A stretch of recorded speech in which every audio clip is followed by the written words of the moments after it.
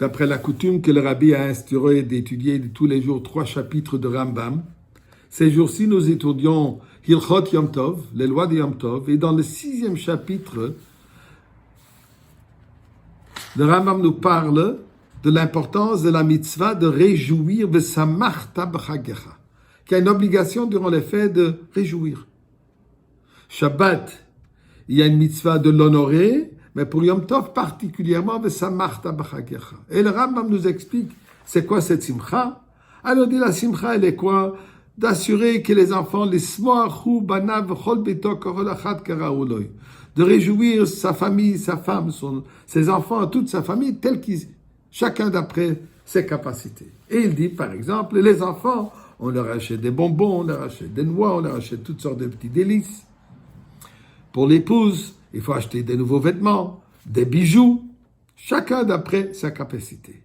Et les hommes, nous dit Rambam, ochlim basar veshotin yain, un bon plat de viande avec un bon verre de vin. She'en simcha el babasar ve'yain. Il n'y a pas de simcha sans de la viande et du vin.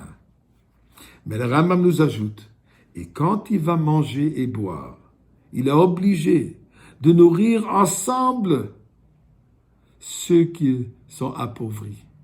La guerre, la yatom, almana, imshar ha'aniyim ha'umlalim, les pauvres personnes qui n'ont pas de quoi se permettre de fêter la fête. Sans cela, il dit, si tu fêtes seul sans avoir pensé avant la fête, au moins durant la fête, pour ceux qui sont en besoin, ce n'est pas une simcha mitzvah. C'est une simcha, dit le Rambam, créso de ton estomac. C'est pas une mitzvah. Une mitzvah est vraie quand elle inclut le prochain, les 2 minutes avec toi. Correspond à ce que nous avons parlé hier, la mitzvah de Bikurim. Quand est-ce qu'on a amené les prémices?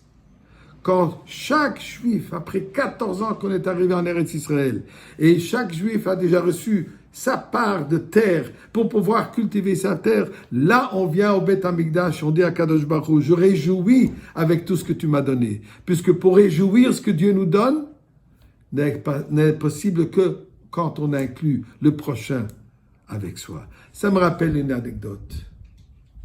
2 frères. Un, malheureusement, qui n'a pas tellement réussi financièrement dans sa vie.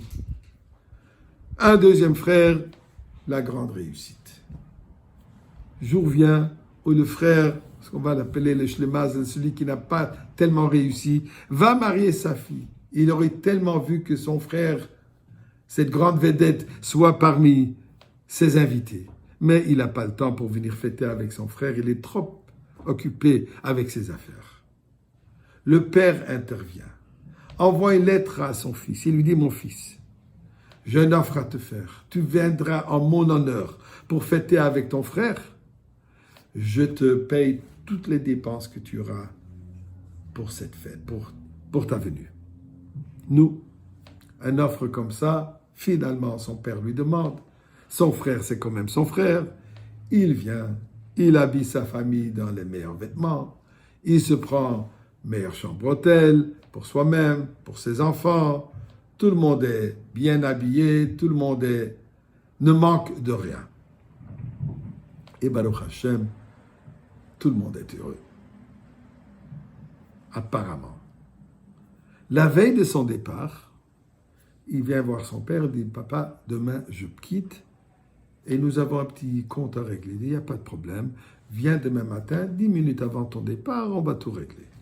Bon, le frère, il vient, se présente chez son père. Le père qui lui sort quelques sous, il lui dit, voilà, shliach mitzvah, voilà de l'argent que tu vas mettre dans la boîte de tzedaka en arrivant chez toi, comme protection pour ton voyage. Et bon voyage, merci d'être venu, etc. Le fils regarde son père, papa, on a eu un arrangement. Tu m'as promis que tu vas me couvrir tous les frais. J'ai eu plusieurs frais pour le voyage, les habits, les bijoux, la chambre d'hôtel et tout cet argent que j'ai investi dans ce voyage. Tu m'as promis que tu vas me rembourser. C'est pas l'argent, mais je sais que tu es un homme de parole. Je veux pouvoir continuer à te respecter pour ta parole que tu m'as donnée, que tu vas couvrir tous ces frais. Père le dit, Regarde encore une fois ce qu'il y a marqué dans la lettre. Il écrit là, oui, hein, mon fils, tu viendras en mon honneur, là je vais te payer toutes tes dépenses. Et voilà, tu n'es pas venu en mon honneur, mon cher fils. Tu n'es pas venu en mon honneur. Tu sais pourquoi? Si tu serais venu en mon honneur, tu t'aurais assuré que ton frère aussi, son épouse aussi, la Kala aussi, aurait eu tout le luxe que tu t'es permis pour toi-même. Si tu l'aurais fait en mon honneur, tu aurais inclus ton frère dans tes besoins, dans ton luxe. Ceci, tu l'as fait pour toi-même, sachant que je vais te rembourser. C'est pas mon honneur. C'est ce que la Torah nous dit, c'est ce que le Rambam nous enseigne. Pour l'honneur d'Akadosh Baruch Hu, c'est quand on inclut un autre dans nos besoins, dans nos luxes. Et c'est ce comportement-là qui nous amène, qui nous mérite la venue de Mashiach maintenant.